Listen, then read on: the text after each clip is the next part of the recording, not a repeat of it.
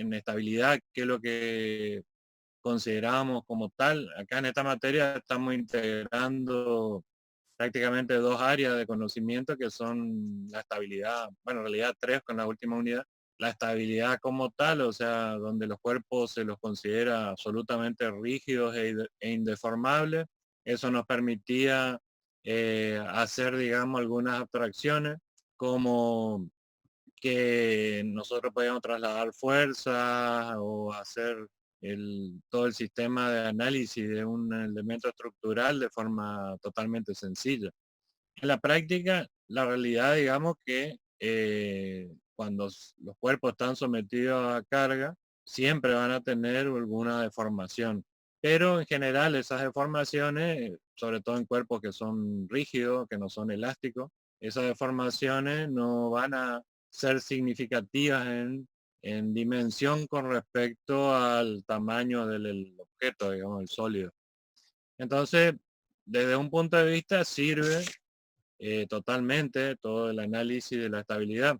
Eh, no es que le quita validez la situación de la deformabilidad de los cuerpos, sino que como esta normalmente se restringe a pequeñas dimensiones con respecto a su valor original, siguen dando validez a todas las ecuaciones, digamos, de la estabilidad. El único problema que tienen, o sea, bueno, hay dos situaciones, digamos, que en la que se topan, donde la estabilidad no le puede resolver.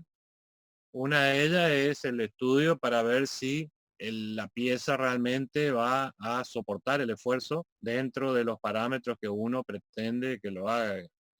Entonces, si se analiza solo lo que se analizó antes, siempre los cuerpos eran rígidos, aguantaban cualquier tipo de fuerza, da lo mismo ponerle 10 newton que 1000 newton porque no está en juego su capacidad de resistir el esfuerzo. Entonces, por un lado tienen esa situación que en la práctica ustedes necesitan, aparte de calcular los esfuerzos, calcular si eso va a resistir o no. Y ahí es donde entra a jugar, digamos, el análisis particular de que el material, cómo es el material y cómo responde el material. El segundo punto donde también está en juego, digamos, la elasticidad del material a los fines de resolver, es en la situación de los elementos hiperestáticos. Cuando los cuerpos, cuando la estructura tienen más restringidos, más grado de libertad que los inherentes, digamos, al plano o al espacio donde se encuentran, quiere decir que hay, o sea, está sobre restringido, hay doble vínculo, digamos, para restringir una cierta movimiento, un cierto desplazamiento angular. En esos casos, ¿cómo responden, digamos, esa estructura? Esa estructura van a responder en función de la elasticidad y la resistencia que tengan esos elementos. O sea, ante la misma sujeción que está vinculando, por ejemplo, un desplazamiento en X, eh, el hecho de que haya dos elementos que están tratando de restringir ese mismo movimiento, se va a traducir en un reparto del esfuerzo entre los elementos en función de la elasticidad. Entonces hay dos situaciones que sí o sí necesariamente deben incorporar la resistencia material y el comportamiento de los elementos. Bueno, un poco retomando lo anterior, siempre se habla, digamos, de las barras, digamos, como elementos simplificativos, digamos, de modelos idealizados, digamos, el cuerpo de dos dimensiones, siempre rescatando lo que ya se trató al principio. Siempre que un cuerpo tenga una dimensión mayor que las otras dos, digamos, eh, o dos más pequeñas que la tercera, digamos, en forma eh, considerable, se puede considerarla como una barra, puede ser eje curvo o eje recto.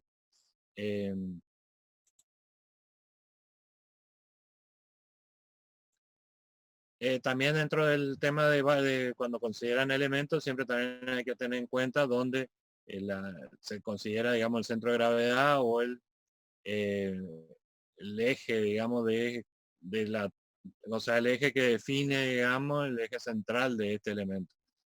El otro elemento a considerar, digamos, normalmente es la placa, digamos, cuando están en juego dos dimensiones con respecto a la tercera. Entonces se habla de placa, digamos, cuando la tercera es muy pequeña, eh, no es significativa, digamos, en el cálculo de esfuerzo con respecto a las dos distintas. Y el cuerpo limitado, o sea, la placa, digamos, limitada por superficie curvilínea, eh, o sea, la placa, estamos hablando normalmente de la común, digamos, como una superficie plana, limitada por superficies planas. Cuando esos límites son superficies curvas, se habla de bóveda, digamos, que también permite, digamos, ciertos diseños estructurales específicos. Y por último tenemos los bloques, que los bloques son cuando ya directamente las tres dimensiones están en juego. Un poco repasando, digamos, los conceptos fundamentales, digamos, para el análisis de resistencia a materiales, tenemos lo que nosotros vamos a considerar como falla, digamos.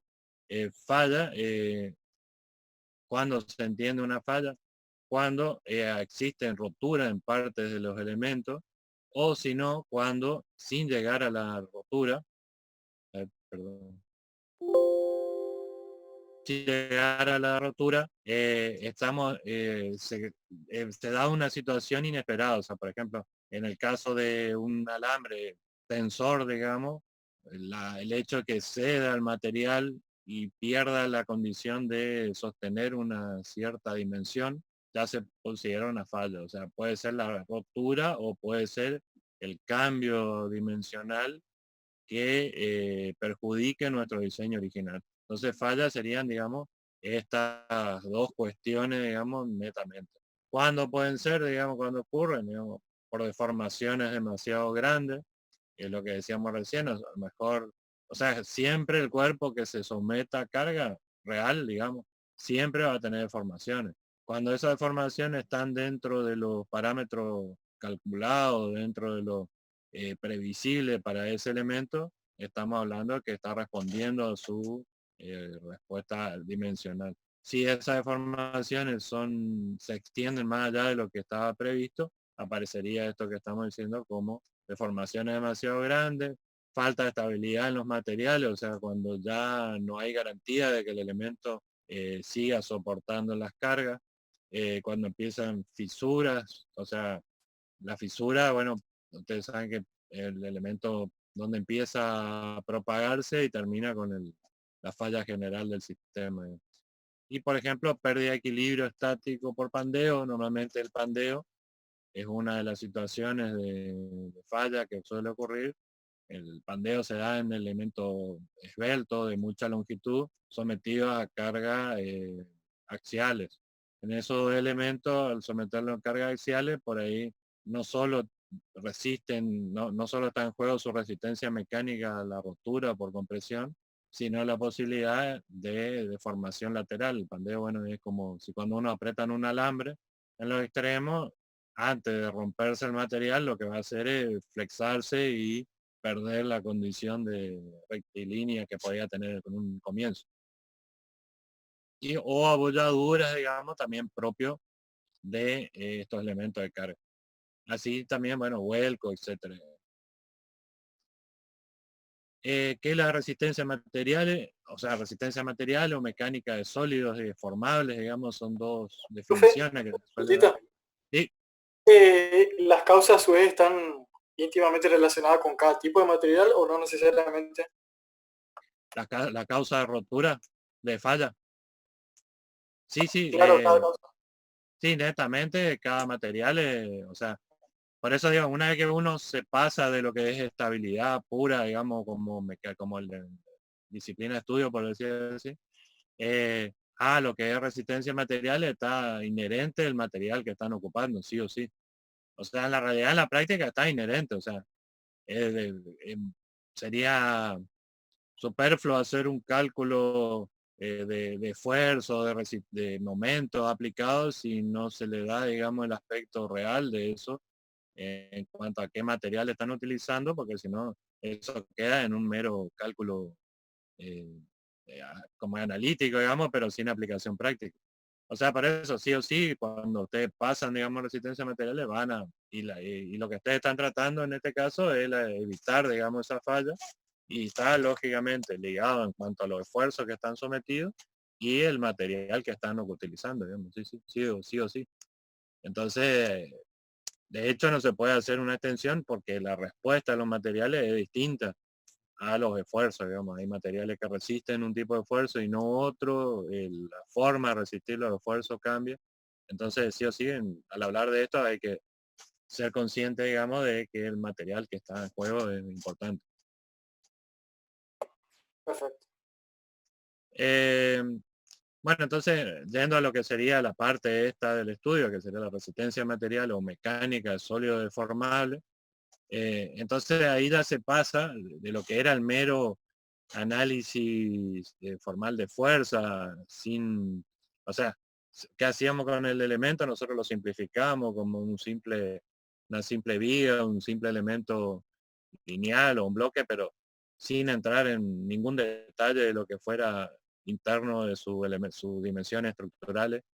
Entonces, al pasar, digamos, esto, nosotros estamos analizando sus solicitaciones internas, las deformaciones que produce cuando se aplican esas cargas. Eh, bueno, es lo que estamos comentando, la diferencia mecánica y la resistencia. eh, bueno, es eso, digamos, el entrar en juego con las propiedades del material propiamente dicho. Em, bueno, así todo, si bien uno entra, digamos, en el terreno del análisis del material, igual como en el caso de la estabilidad, donde hacíamos una serie de hipótesis, acá también se van a hacer hipótesis porque si uno quisiera llegar, digamos, a un resultado real, tendría que estar analizando el elemento a niveles atómicos.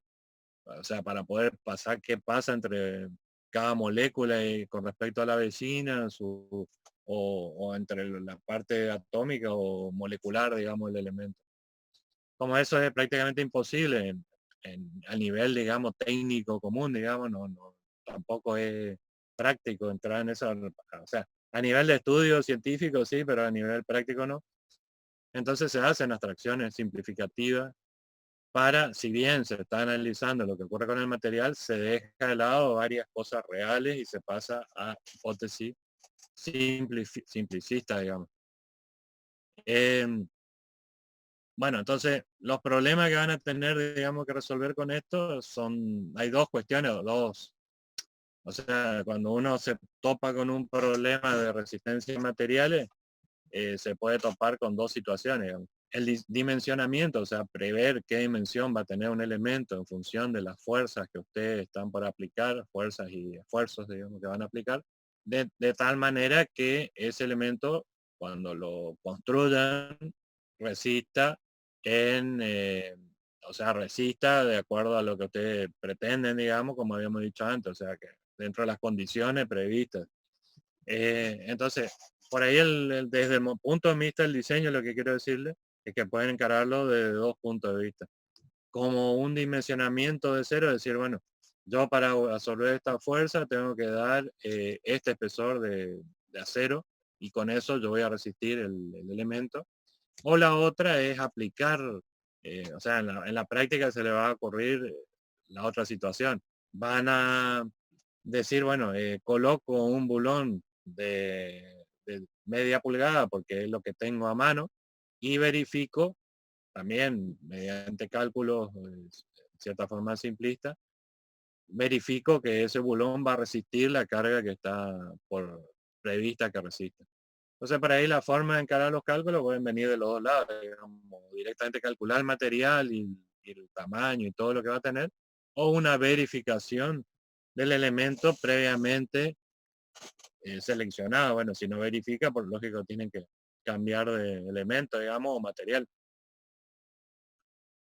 Entonces, para poder hacer estos cálculos, como dijimos nosotros, en cierta forma simplificados, porque no se ajustan a una realidad total del elemento, empiezan a aparecer esta hipótesis. El material se considera macizo, continuo, digamos. esa es una realidad, digamos, teórica, digamos, si ustedes empiezan a hurgar en por ejemplo, una fundición de acero, a la vista la pueden ver compacta, pero si ustedes empiezan a hurgar un poco con, ni siquiera con aspectos microscópicos, sino con algún corte que le hagan, van a ver que tiene eh, pequeños, como es, lugares con aire, o sea, huecos internos, lo que entonces da que no es continuo, digamos. Eh, entonces, por más que aparezcan estos poros, eh, y tampoco ocurra, digamos, un contacto estrecho y uniforme entre todos los átomos, normalmente lo que se hace es considerar si el material es más o menos continuo, considerarlo que es continuo. Si no harían ya, imagínense, teniendo que hacer un cálculo demasiado detallado para poder absorber toda esa imperfección del material. Eh, Eso nos permite a nosotros, bueno, de entrada, como le digo recién en ese ejemplo, tomar ese elemento que contiene poros, contiene perforaciones propias de la construcción del material, como si fuera un solo bloque con una cierta condición mecánica. Otra cuestión, digamos, que sí o sí se considera, es que el material de la pieza es homogéneo. O sea, el otro era continuo, digamos, o sea, que no había separaciones entre partes del material con respecto a otras. Otra cuestión es lo de homogéneo. Y el homogéneo, por ejemplo, como acá se plantea, el acero, por ejemplo, es un material dentro de todo homogéneo porque surgió de una fundición o una colada donde el hecho de estar líquido, que sé yo, lo hace bastante homogéneo. Pero, por ejemplo, la madera, si uno a la vista incluso analiza, se da cuenta que tiene zonas de un tipo de beta, otras zonas que son de otro tipo de material dentro de la madera.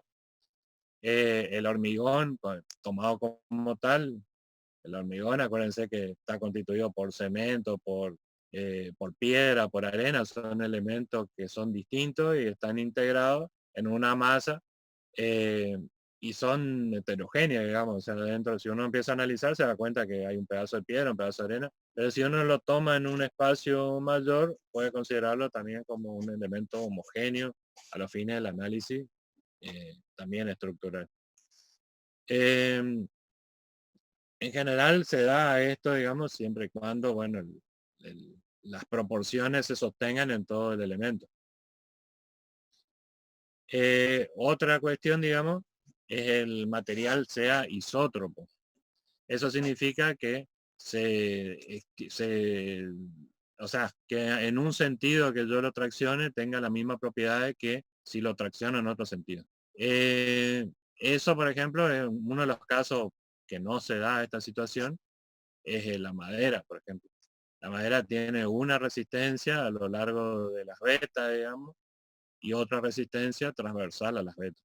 Esa es la realidad, digamos. Pero bueno, en general para estos cálculos, entrar en ese detalle por ahí es complicado. Lo que se hace es, bueno, separar todos los cálculos que son de compresión para ese elemento de una forma y lo de tracción o de corte, por ejemplo, en otro, porque en ese caso no se lo podría integrar por esta cuestión. Por ahí el cemento también es otro, el hormigón es otro elemento que es muy distinta la propiedad de tracción con respecto a la compresión. Pero por eso digo, para poder hacer una integración de esfuerzo hay que asumir estas variables como que se dan, digamos, como ciertas. Eh, la otra cuestión es, digamos, otra de las hipótesis, todas estas son hipótesis que hay que, en cierta forma, pasar por alto o considerarlas como válidas para poder entrar en un cálculo teórico de ese elemento que nos resuelva. Como dije al principio, esto no nos va a dar la solución perfecta al final, pero sí nos da aproximaciones bastante buenas y bueno, después se le suele dar márgenes de seguridad justamente por esa cuestión, digamos, ¿no? Cada vez que calculan algo, siempre, después que hicieron el cálculo, le van a tener que aplicar, depende de lo delicada de la aplicación que tenga la pieza, un coeficiente de seguridad, o sea, multiplicar el tamaño por 2 por 3 o por 10, por ejemplo, en el caso de un ascensor, para asegurar de que así todo lo que ustedes calcularon después no se rompa, ¿no? Entonces todo eso porque estas hipótesis que ustedes primero simplificaron siguen estando en juego. Otra cuestión, Y digamos, es el... Sí, esos coeficientes de seguridad están definidos por los campos de estudio, aplicación, del tipo de material. y está justamente en función de cuánto de estas variables que estamos viendo son reales y no. Y después, bueno, lógicamente está en función de qué tan importante sea la rotura o la falla de ese elemento con respecto a lo que están haciendo. Por eso le digo, en el caso de un ascensor, el cable del ascensor se lo calcula 10 veces más de lo que tendría que aguantar, porque lo que está en juego es la seguridad de personas, digamos. Claro, Entonces en este caso se multiplica. Si ustedes están calculando a lo mejor un tornillo de una máquina, y bueno, el coeficiente será por 2 o por 3 porque se supone, bueno, la máquina a lo mejor produce una rotura material sin daños de personas ni físico, digamos. Por eso digo, depende de dónde está aplicado, bajan esos coeficientes y depende si los materiales son o sea, si el arranque de ese material es totalmente homogéneo garantizado o no es tan homogéneo, o bueno, ahí es donde entra a jugar esta variable. Pero mucho depende sobre todo de la aplicación. Si la aplicación es, por eso digo, después de un cálculo que ustedes llegan a una conclusión, siempre se aplica un coeficiente de seguridad, eh, porque estas abstracciones que se hacen en la práctica no son todas reales, esa es la verdad. Eh, por ejemplo, bueno, estas que vienen por ahí no son tan claras, pero por ejemplo, esto, digamos, la fuerza interior y originales que preceden las cargas son nulas, otra hipótesis, ¿no? Esta hipótesis quiere decir de que no, de que cuando te arrancaron de ponerle carga a ese material no tenía ningún esfuerzo interno. Eso, bueno, se da, digamos, si usted, por ejemplo, fue como es un acero que no fue recocido, tiene su esfuerzo interno, digamos, debido al enfriamiento y el propio del material, digamos. O sea, por ejemplo, en el caso del acero, como del cemento, también genera esfuerzo de cuando se está secando el material, eso genera contracciones, ¿no? O pueden haber dilataciones térmicas, por ejemplo, por elementos externos. Entonces, por ahí son elementos que en algunos casos, en estudios más avanzados, se los tiene que considerar. Pero en la práctica, por ahí se los pasa de largo, se considera que el elemento está a temperatura ambiente, sin esfuerzo, y de ahí se arranca. O sea, o sea, todo esto hipótesis anulan ciertas consideraciones para que el cálculo sea un poco más simple. Si ustedes lo integran, pasan a cálculos más sofisticados, con muchas más variables. Bueno, o la otra salida es esta, de la de poner coeficiente de seguridad, depende de lo exacto o no que tengan el cálculo. Otra cuestión, el tema del principio de superposición de efectos, digamos. El tema de superposición de efectos viene de la mano que si, por ejemplo, ustedes, eh, por decir así, primero le aplican un esfuerzo de flexión a un elemento. Si el esfuerzo es solo pequeño y el elemento no se deformó casi, y ustedes después de ese esfuerzo le aplican una compresión, imagínense usted a ver, para hacerlo algo práctico, imagínense una regla plástica, una varilla plástica. Si ustedes lo deforman un poquito en flexión y después le aplican compresión, se pueden sumar los dos efectos. Pero si ustedes lo flexionan a una varilla plástica que 90 grados, o sea que ya se formó, y ahí aplican el otro esfuerzo, ya no tiene nada que ver una cosa con otra, ya no serían sumables en ese caso. Entonces el principio de superposición es válido. Superposición quiere decir de que agreguemos a un elemento que está con esfuerzo de compresión, le agreguemos corte, por ejemplo, como otro esfuerzo y lo sumemos a los dos integrándolo como un esfuerzo único. Pero eso que yo le estoy dando el ejemplo de una varilla en esa situación, el esfuerzo que usted aplica en los extremos después que se torció toda la varilla no tiene prácticamente relación con la situación inicial. Entonces ahí no se podría aplicable. Por eso todo esto es válido, por ejemplo, para pequeñas deformaciones, elementos bastante rígidos que ustedes aplican un esfuerzo. Eso sería, por ejemplo, una pieza de acero, que donde pueden hacer un esfuerzo de flexión y le pueden agregar alguna compresión, pero siempre el elemento sigue en su posición original prácticamente. Eh, Este otro principio, bueno, tiene el nombre, pero es básicamente lo que se refiere a este principio de San Bernard, que eh, esto se refiere a que o sea, la fuerza, ustedes lo habíamos visto un poco cuando hablan de una fuerza puntual. La fuerza puntual es imposible realizarla porque no hay forma de aplicar toda la cantidad de una fuerza en un solo punto, no hay material que resista eso. Entonces, en general, todas las fuerzas son aplicadas en un determinada área, digamos, de aplicación. Eh, pero este principio dice que si uno, en vez de analizar ese punto ahí de aplicación de la fuerza, uno se distancia un poco del material desde el punto de aplicación, los esfuerzos se desparraman, por decir así, o se diluyen, digamos, en el contenido del material y se los puede seguir considerando como cargas, digamos, cargas simbólicas, cargas puntuales o cargas repartidas. Entonces, no sé si se hacen la idea, si ustedes están aplicando sobre un material en el momento, en el lugar de aplicación, hay una serie de esfuerzos importantes. Por ejemplo, una punta sobre un borrador, por decir así. Ahí donde aplican ustedes el esfuerzo, existen un montón de deformaciones, pero si ustedes se alejan de ese punto de aplicación, los otros lugares de ese elemento, ya van a ver como si esa fuerza fue aplicada en el extremo nada más, sin gran implicancia de que haya sido aplicada en un solo punto. La otra condición, y esta por ejemplo es muy importante, es que las cargas en este tipo de análisis generalmente se considera estática o cuasi estática. Estática es cuando el tiempo infinito fue de aplicación de la carga. Cuasi estática es cuando tuvo un buen tiempo para generarse, o sea, en forma gradual la carga. Si no fuera así, nosotros estamos hablando de cargas dinámicas. Para graficarle, digamos, esto, existe una gran diferencia entre la carga dinámica y la carga estática. Este, por ejemplo, para graficarle sería calcular una tribuna de un estadio por el peso de la gente es una cosa y calcular esa carga de esa tribuna por la tribu, como es, por la hinchada saltando es totalmente distinto.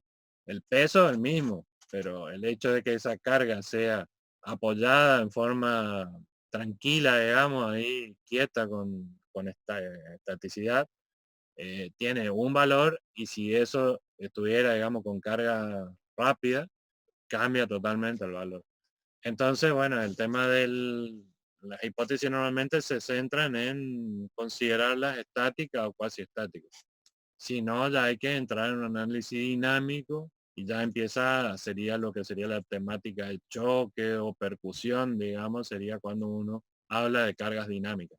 Profe, una pregunta. ¿Sí? Cuando, si fuera en la tribuna, si fueran dos tribunas de un mismo sector, ¿sería la misma carga o sería distinta? No, no, o sea, ¿qué quiere decir ustedes si se compensa, quieren decir? O sea, si tenés dos tribunas, una arriba de una encima de la otra. No, bueno, el tema de con qué está sostenida, yo lo que quiero decir, el mismo apoyo, el Ah, mismo sostén que está previsto para aguantar, póngale 100 kilos por persona, por 1000 personas son 100.000 kilos. está. Bueno, Está. esos son, si es estático, si están todos sentaditos ahí, si la gente se empieza a mover o saltar y individual en forma coordinada por ahí, esa carga se multiplica por 2, por 3 o por 4 a lo mejor. Digo. O sea, lo que eran 100.000 kilos pasan a ser 400.000 kilos al momento que hay que resistir esa carga. Eh, Está. o sea, o cualquier elemento o lo mismo pasaría con un eje de una rueda de un automóvil. Que que una cosa es el automóvil parado sobre ese eje que está resistiendo 500 kilos por eje, y otra cosa es cuando agarra un pozo que por el impacto del pozo ya está resistiendo, en vez de 500 se va a 2000 o 3000 kilos por el impacto, por la fuerza dinámica que genera eso. Ahí está. Entonces, Bien, profe. a eso es la referencia. Sí. Y, o sea, Muchas. No, sí, eso lleva a entendí. otro. ¿Cómo? Así ya entendí. No, o sea, eso lleva, digamos, se puede hacer ese análisis, pero ya hay que entrar en el análisis dinámico en ese caso. Ah.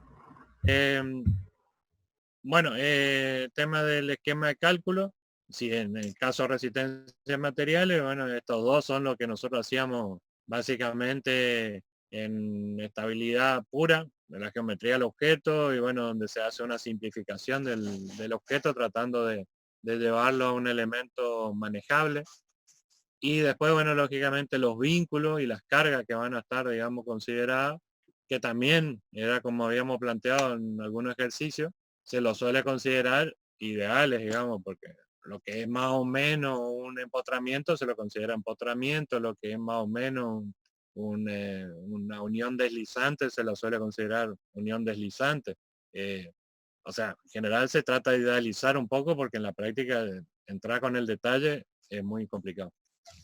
Y después los sistemas de fuerza aplicados, que bueno, lógicamente lo mismo que decíamos recién, que si están concentradas, considerarla concentrada, bueno, se hace también una idealización, un modelo idealizado.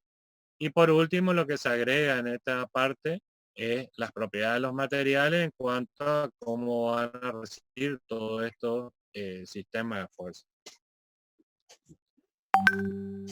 Un poco siguiendo, digamos, con los conceptos, digamos, básicos de este estudio, están, digamos, el concepto de tensión y de formación específica.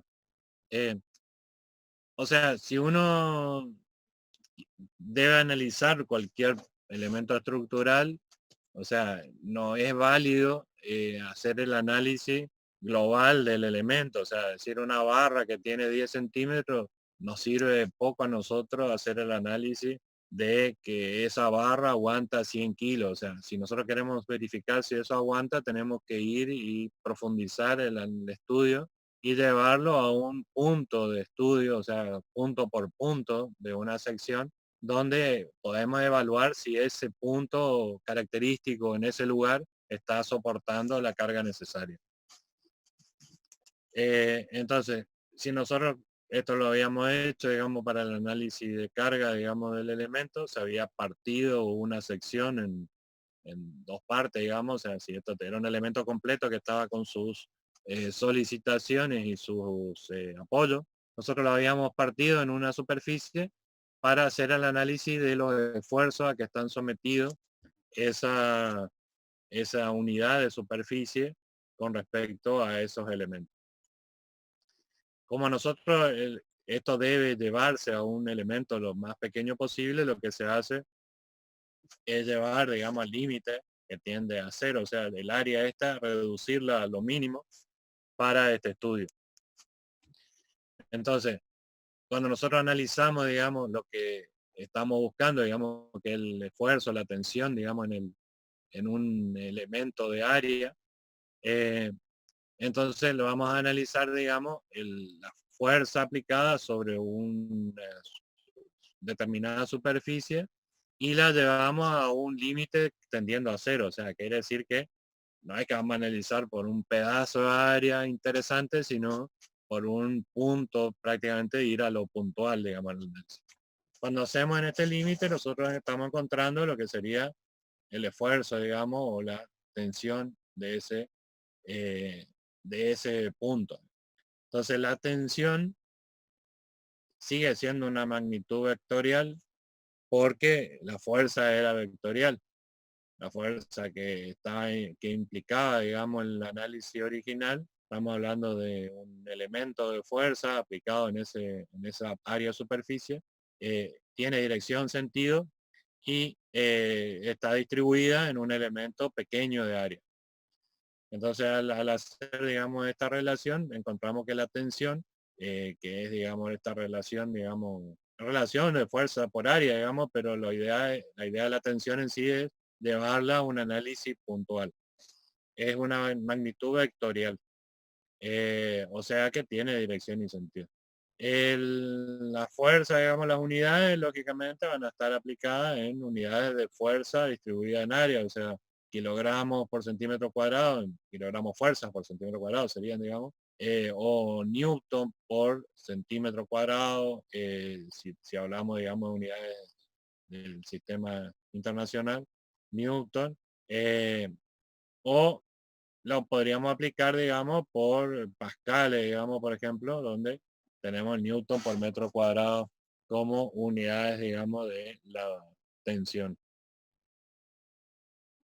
Eh, Se va a cortar en un minuto y ahí lo reanudamos en el mismo link, digamos.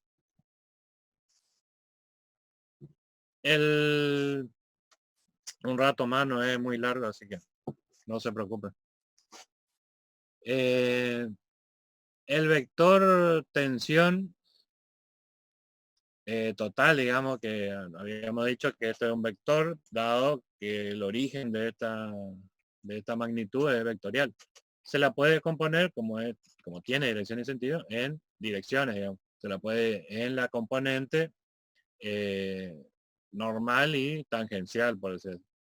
Y ahí aparecen, digamos, las dos tensiones, tensión normal y tensión tangencial de este elemento tensional, digamos, al que está sometido esta unidad de superficie.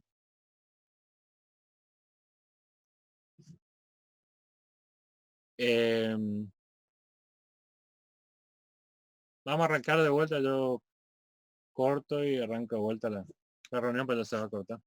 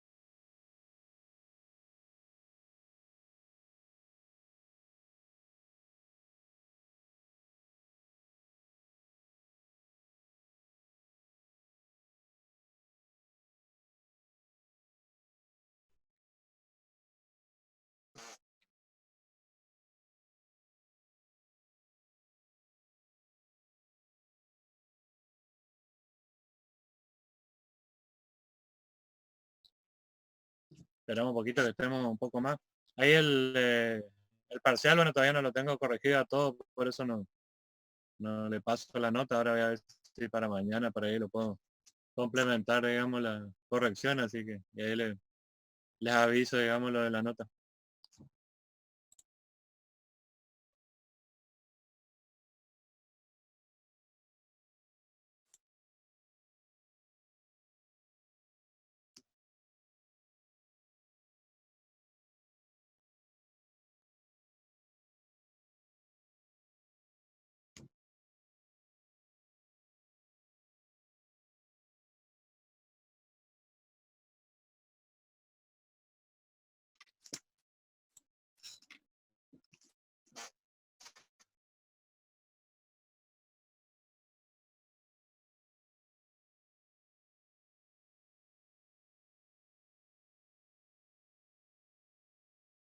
Eh,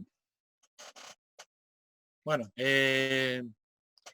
con respecto a, habíamos visto que, bueno, tanto la tensión se puede repartir, digamos, se la puede desarmar, por decir así, en dos componentes, que es la tensión normal y la tensión tangencial, en función de normal es aquella que es perpendicular a la superficie que estamos en análisis, y la tangencial es aquella que es paralela a esa superficie. eh, a su vez, bueno, podrá haber tangencial a los distintos sentidos, pero lo importante es que son dos situaciones distintas, digamos, el esfuerzo aplicado en forma normal y el esfuerzo aplicado en forma tangencial. También si nosotros consideramos esta barra, digamos, que está aplicada a un esfuerzo o una fuerza aplicada en sus extremos, si nosotros consideramos con las otras hipótesis que se habían planteado de que este elemento era continuo o sea, que tenía las mismas condiciones en todos los sentidos, digamos, en todas las dimensiones, el hecho de esa fuerza aplicada desde un extremo hasta el otro se va a considerar que es una fuerza constante. ¿Sí? No estaba compartiendo la pantalla. Ah, no. Ah, bueno. Ahí está. Disculpa. Bueno, entonces vuelvo acá. Esto, bueno, ya lo habíamos visto, que era la distribución de la fuerza, del esfuerzo en general, digamos, se lo puede proyectar en una dirección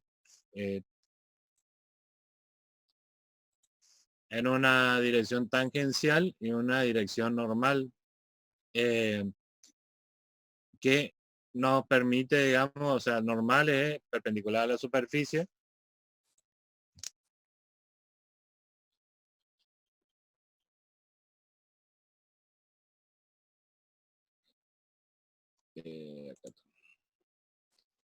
Y tangencial es paralela a la superficie. Acá, analizando, digamos, una barra que está sometida a dos fuerzas, o sea, hacia los distintos, a los dos sentidos, digamos, en los extremos, este esfuerzo, digamos, si el área de esta barra es constante y el material es homogéneo, se puede considerar que toda la fibra o todo el elemento este va a admitir esfuerzos similares en los distintos cortes que yo vaya haciendo a lo largo de la barra. Y ahí nosotros podemos establecer, digamos, un coeficiente entre los desplazamientos de la longitud y la longitud que tiene la barra. O sea, nosotros vamos a tener una deformación propia de que dijimos que cada material que está sometido a un esfuerzo se va a estirar en fuerza de atracción necesariamente, o sea, no existe el material que va a permanecer totalmente rígido, o se va a comprimir en la medida que los esfuerzos sean axiales en forma de compresión, digamos. Van a reducir su longitud o se va a estirar. Eso siempre va a ocurrir, puede variar la forma de que ocurra esto, pero siempre un material es deformable. Eso significa que ante esfuerzos de ese tipo, el elemento va a cambiar sus dimensiones. El análisis viene de ver cuál es la relación entre ese cambio de tamaño, de longitud o de dimensión, depende en función del esfuerzo que nosotros estamos aplicando en el mismo. Entonces, para esta barra, haciéndolo en caso simple, digamos, una barra de sección constante, homogénea, y le aplicamos una fuerza, esta fuerza está aplicada en todos los elementos estructurales de esa barra. A esto nosotros vamos a analizar cuál es la deformación que tiene con respecto a la longitud que tiene la misma. La deformación unitaria, que se da ante un esfuerzo que nosotros solicitemos de este elemento, va a ser la deformación esta dividida la longitud de la barra. Sería la longitud. Si esta barra es más larga, con el mismo esfuerzo va a haber más deformación. Este coeficiente, digamos, de deformación con respecto a la longitud, los dos son en unidades de longitud y por ende la magnitud va a ser adimensional, no va a tener dimensión porque es solamente una relación entre los dos elementos. Ahora, si eso, ¿cómo responde, digamos, qué relación existe entre esa fuerza? Nosotros acá estamos aplicando una fuerza y tiene una longitud y un área. O sea, en función de esos tres elementos va a haber, digamos, relaciones. Si estos elementos es más largo, nosotros vamos a tener ante misma fuerza y misma sección, mayor alargamiento. Si esto tiene mayor diámetro, el esfuerzo va a estar distribuido en mayor área y por ende va a tener menor desplazamiento relativo, digamos, a ese elemento. Entonces sí, ahí se puede hacer un análisis entre el esfuerzo y la deformación que tenemos. Esto no es, acá estamos hablando de esfuerzo y deformación, no unitaria, sino total del elemento. Y va a ser distinto, digamos, en función de el área que tenga y la longitud que tenga el elemento. En cuanto a las condiciones, digamos, de los elementos, podemos hablar de eh, las condiciones de elasticidad y plasticidad. Si el elemento, por ejemplo, el acero, por decir así, acero en general se llaman acero, digamos, todos los elementos propios del hierro, ¿no? En función del carbono que contengan, digamos. El hierro puro, cero, cero carbono, digamos, bueno, pero eso prácticamente en la práctica es muy raro, muy encontrarlo. Entonces siempre está con alguna combinación de carbono y van a tener acero, digamos. Entonces el acero, digamos, por darlo un caso, que es uno de los elementos estructurales más comunes que se encuentra, digamos, para tanto mecánico como de construcciones. En caso si esa barra es un acero, nosotros si la estuvimos tirando y cesamos, digamos, la fuerza, el elemento va a volver a su longitud original. O sea, normalmente si eso no llegó a un punto, digamos, determinado, eh, vuelve, se restituye, digamos, a el elemento original. Esto nos da la idea de que ese elemento sería un material elástico, digamos. El elástico es aquel que ante una deformación dada, después que cesa ese esfuerzo, se restituye a la posición original en forma total, digamos, sin que quede deformaciones de por medio. Eh, entonces, la condición de elástico es esa, digamos, cual un material es elástico en la medida que nosotros podemos aplicar una fuerza que produce una deformación y al soltar esa fuerza vuelve totalmente a la posición original. Esa es la condición de elástico pura. La contraposición a eso es el material llamado plástico. El material plástico es aquel que eh, ante un esfuerzo y una deformación no se restituye nada. O sea, lo que se deformó por ese esfuerzo quedó en esa posición deformada, sin presentar restitución de ningún tipo.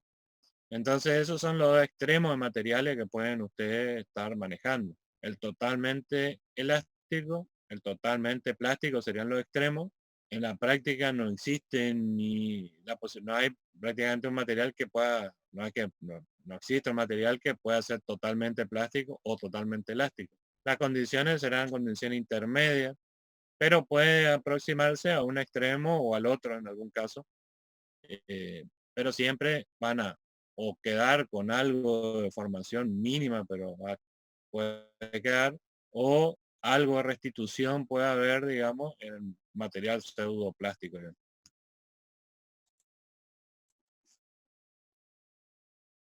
Eh, Todo esto depende también de cómo sean las cargas. En general, en cargas bajas, por ejemplo, así como en cargas bajas, muchos materiales se comportan, o sea, con carga baja con respecto a su capacidad de resistir, digamos.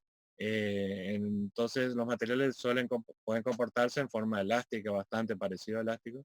No así cuando ese esfuerzo supera ciertos valores.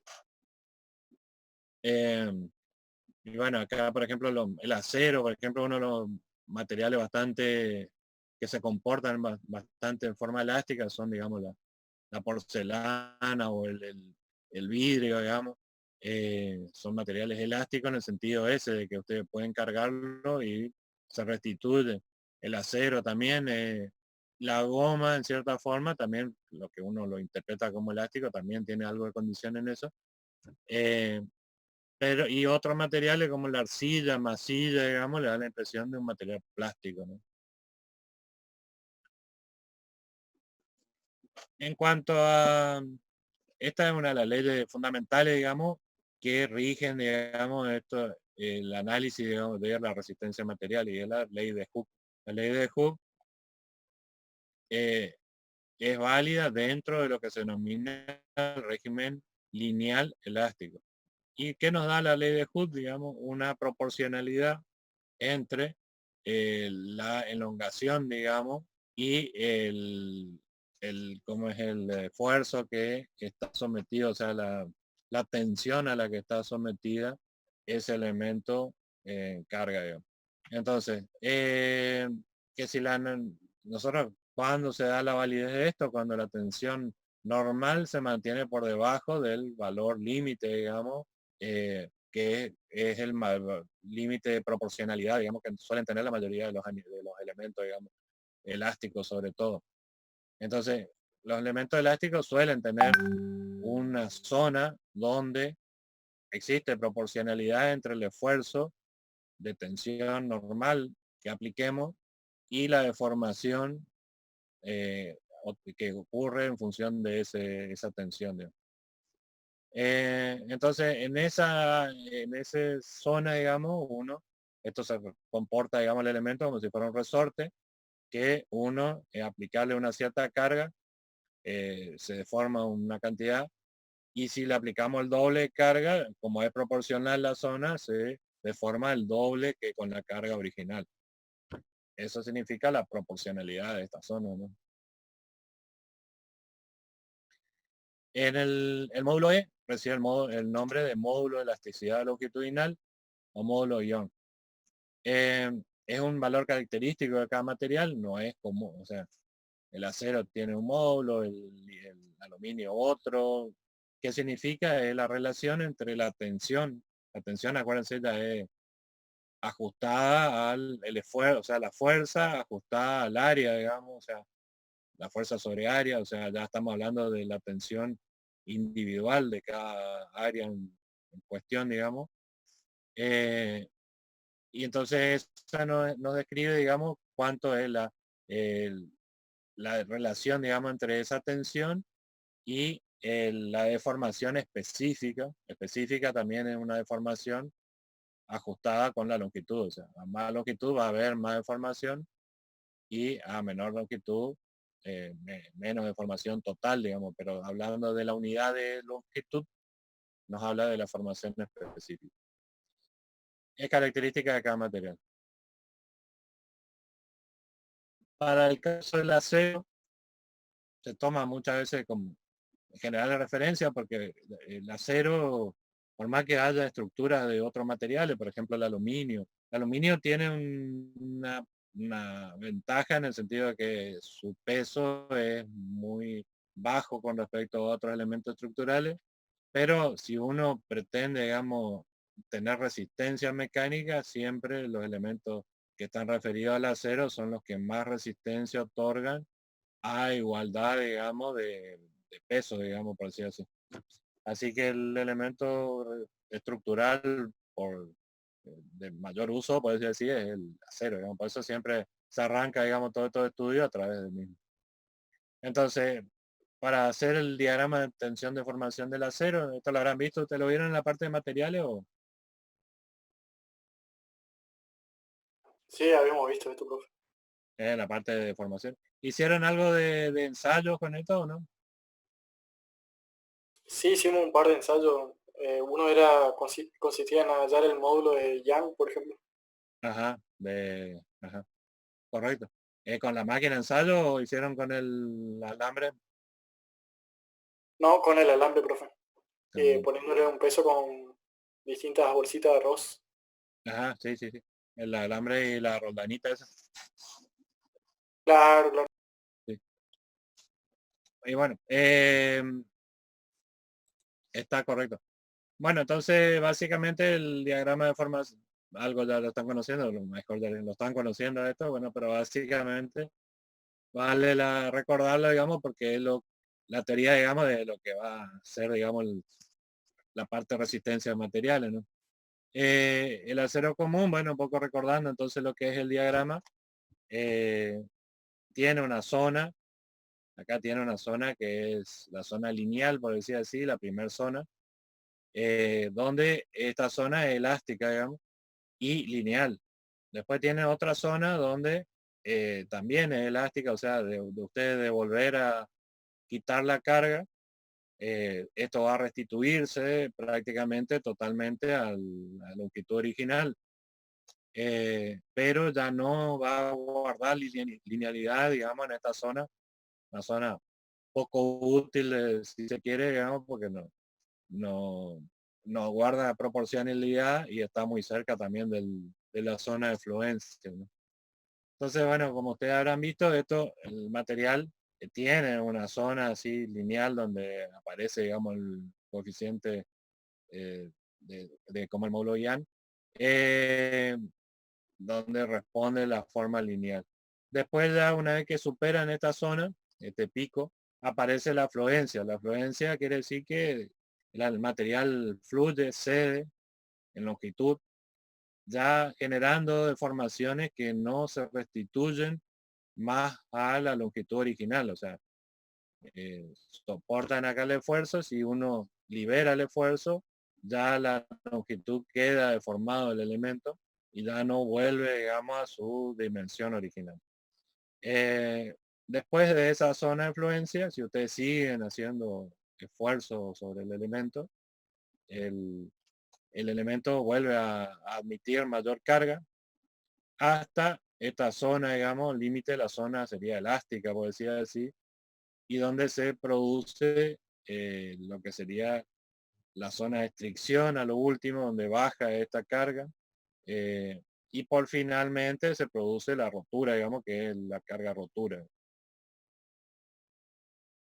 Entonces, un poco viendo el tema de los periodos, tienen, digamos, la parte, digamos, de el periodo elástico, hasta, bueno, un porcentaje, digamos, muy bajo de remanente que puede tener, digamos, la descarga. Eran los límites que habíamos visto. Después tienen, digamos, lo que sería el periodo elástico plástico, digamos, donde se empieza a producir, digamos, eh, la zona, digamos, acá esta zona, digamos, esta zona es totalmente elástica, esto es medio elástico y plástico. Después tienen el periodo plástico, que es la fluencia, digamos, que es todo un periodo donde cede el material directamente a esa tensión y se cambia su longitud. Acá se ocurren, digamos, si uno analiza desplazamientos transversales de las capas a 45 grados, eh, y ya cambia la longitud del elemento.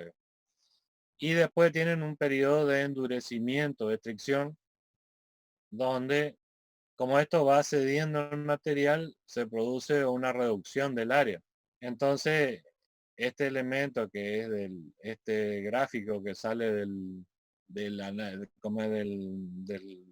ensayo de tracción, acusa de que baja, digamos, el esfuerzo, pero la realidad es que como el área descendió acá, nosotros en la práctica, o sea, al ajustar el gráfico, queda un diagrama efectivo de esta forma. O sea, no es que bajó, digamos, la capacidad de sostener esfuerzo de ese elemento, sino que al estirarse bajó el tamaño de la sección y la carga de el esfuerzo con respecto a esa nueva sección sigue en aumento, digamos. Lo único que cambió fue la sección. El elemento pierde capacidad de, o sea, baja su tensión considerando el área original, pero si uno ajusta el área, realmente se da cuenta que cada vez más soportaba tensiones mayores hasta la rotura. Eh, entonces, bueno, con ese ajuste, en realidad, el diagrama de tensiones y deformaciones queda de esta forma. Zona elástica, zona que ya pierde como es la proporcionalidad, zona de fluencia, donde hay un estiramiento ante la misma carga prácticamente, con pequeñas oscilaciones, se da, digamos, un estiramiento del material y después la zona hasta llegar al corte, digamos, donde se da esa situación. Bueno, acá aparece esto, digamos, que ¿qué ocurre si yo interrumpo el proceso, digamos, de elongación después que pasó la fluencia. Yo corto la carga, por ejemplo, acá, y la vuelvo a cargar al elemento. O sea, el elemento ya va a responder con una situación elástica directamente, perdió la parte de fluencia y ahí va a responder directamente con como un material elástico hasta llegar a la rotura prácticamente, sin pasar por el periodo de fluencia. Esto creo que lo habrán visto. Bueno, esto es útil y es la forma donde están los hierros, por ejemplo, pretensados, que de construcción, o los alambres que se usan para alambrado de rurales, digamos. Los dos están sometidos a este proceso, digamos.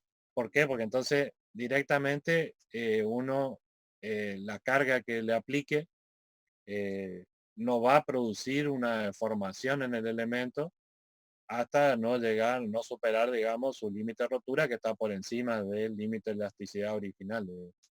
Entonces estos elementos son útiles, digamos, este proceso para endurecerlo o sea, que se gana es una posibilidad de emitir cargas mayores, pero sobre todo se gana de que se pase por alto, digamos, el periodo de plasticidad y que ante las cargas, digamos, admitimos mayores cargas y sin la posibilidad que fluya el material y pierda o sea, que pierda la longitud original que tiene. Esto visto, por ejemplo, por decir así, en un alambre, digamos, en un alambrado, si usted le aplican una cierta fuerza a un alambre que no es pretensado, eh, después se estira y queda suelto, digamos. En este tipo de elementos lo absorbe con forma elástica y va a retomar a su dimensión original. Bueno, por hoy quería un poco presentar esta parte introductoria, digamos. Después la temática sigue con el tema del análisis de esfuerzo, justamente en función de todo esto, llevado, digamos, a cómo impacta en el material los esfuerzos de eso generados en forma estática. Yo, un poco para proseguir con respecto a eso, yo quería, y de paso, darle una actividad un poco práctica con respecto a eso. Le voy a proponer la siguiente actividad. Disculpe, en un momento se me cortó a mí y no lo alcancé a entender bien. ¿Cuáles Y, eran las aplicaciones, digamos, de lo último que está explicando? Dijo alambrados y qué otra cosa más. y los alambres, los hierros de construcción. Los hierros de construcción que se usan para la construcción de cemento, digamos, lo que se compran, los hierros estos que vienen, que se compran, digamos, Sí, sí, sí. para construcciones civiles, digamos. Claro. Esos hierros están con el proceso ese de pretensado. Entonces, esos hierros, por ejemplo, admiten una carga mayor que el hierro dulce, el hierro original, digamos, que no tiene el proceso hecho, y pierden el periodo de fluencia, digamos. O sea, ya le sacaron el periodo de fluencia a través de un pretensado. De esa forma, cuando ustedes lo tiran, va a llegar el momento que se corta sin ceder, digamos. La construcción es complicado porque si llega a ceder, por ejemplo, un hierro, quiere decir que la columna va a quedar torcida, digamos, o, o la viga va a quedar colgada, digamos, si llega al límite de fluencia, por ejemplo. Entonces, esos hierros ya tienen, digamos, pasado ese límite, se hizo el proceso ese de estirarlo, sacarle, superar el límite de fluencia y ya tenerlo disponible con la posibilidad de aplicar la carga máxima, pero el límite ya es de rotura directamente. Ya no está mal la parte de fluencia. No sé si entienden eso. Sí, sí, claro. Perfecto. Muchas gracias. Y, o sea, eso le da, por supuesto, mayor resistencia que el original. O sea, el original es útil, el hierro dulce es útil hasta su fluencia, porque después pierde, o sea, pierde la condición de dimensión. Si usted lo tiran un poco, cede y bueno, y se afloja. Si está sosteniendo algo, se va a aflojar, si está, mientras ocurre la fluencia, ¿no? Hasta que ustedes no lo vuelven a estirar y que vuelva a tomar otra vez, digamos, una fuerza mayor. Entonces el otro ya tiene la posibilidad de manejarse con el límite superior, o sea, el de rotura, Por supuesto no hay que llegar a ese límite, pero tienen la posibilidad de utilizar esa tensión y tienen la ventaja de que ya no van a tener el problema de fluencia intermedia. Bueno, la idea es esta, digamos que para la clase la vamos a poner para el miércoles que viene esto, que ustedes vean por grupo estos ensayos, cómo se hacen, digamos, los ensayos mecánicos de este tipo. Y hagan un pequeño comentario de 5 minutos, lo vamos a hacer por el mismo Zoom. Entonces, o sea, cada grupo investiga sobre esto, cómo se hace la máquina de ensayo, el manejo de probeta, qué es lo que se busca con cada uno de estos ensayos. Y se lo exponen en 5 minutos cada grupo, vamos a poner, o 10 minutos, bueno, para que no sea tan corto. 10 minutos cada grupo, la exposición sobre estos ensayos. Esto lo voy a subir, digamos, para que lo tengan, pero básicamente estaría conformado en esta grilla, digamos. Un poco algo lo habrán visto, algo bueno para tenerlo presente, qué es lo cómo son las máquinas que realizan esto, se usan para hacer estos ensayos y qué cálculo, qué preparación tienen, digamos, las probetas o la forma de probeta para poder realizarlo y qué resultado es lo que se obtiene, digamos, con cada uno de ellos. Para conocer un poco más o tener un repaso, por decir así, de lo que son las propiedades de los materiales. Bueno, ya esto lo voy a subir igual ahora como una actividad, lo vamos a hacer esto el miércoles que viene, así en forma de Zoom, digamos, lo pueden presentar presentando si quieren alguna ayuda de gráfica y bueno, y explicando cómo son, digámoslo. Profe, Sí.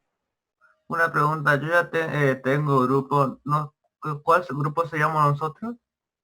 A ver, decime cómo es tu nombre. Agustín Villoro, yo hago grupo con Pablo Medina.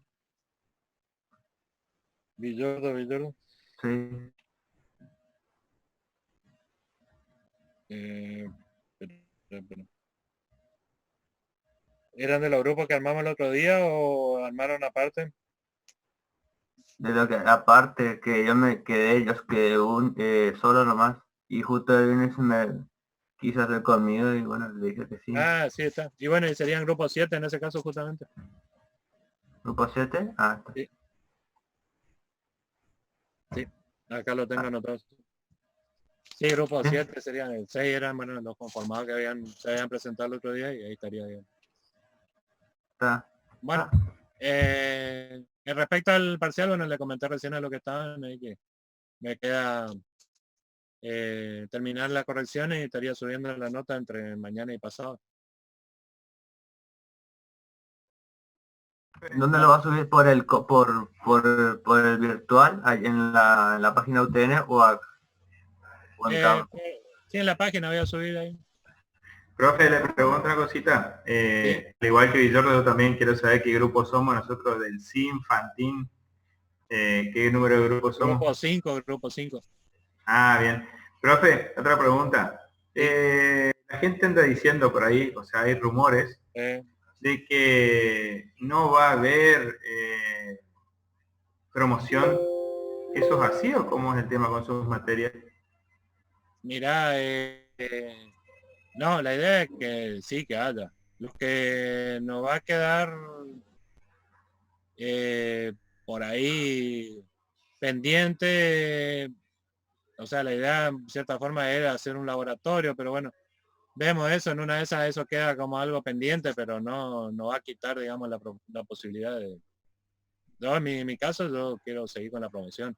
Ah, bueno, porque estaban diciendo que no iba a haber promoción, que no iban a poner todo regular y que íbamos a tener reuniones finales, pero nosotros estamos haciendo el esfuerzo de estudiar parcial a parcial justamente para que no nos pase eso. No, seguro.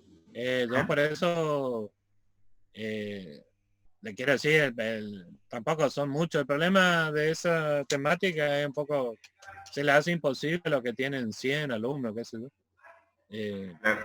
Nosotros igual tomaremos lo último. Por eso, por ejemplo, ahora quiero darle esto para que participen también y a lo sumo la próxima parcial va a ser un poco mitad oral, digamos, cosa que garantizar su participación. Pero sí, la idea mía es promocionar, por supuesto. Ah, bueno, muchas gracias, profe. Y, o sea, en cierta forma se dejó planteado que hay materias que no lo van a poder hacer porque fíjense lo que son a lo mejor 80, 100 en el curso, no pueden tener un panorama del examen si fue bien realizado y qué sé yo. Entonces de ahí viene un poco la temática que he planteado. Pero en el caso de ustedes, que no son tantos, las otras materias que tengo son pocos, no hay problema de garantizar de que se cumpla el objetivo, así que la idea es promocionar, sí. Muy bien, gracias, profe. Bueno, me despido por hoy entonces. Hasta luego. Hasta Hasta luego. luego, profe, gracias. Hasta luego, profe.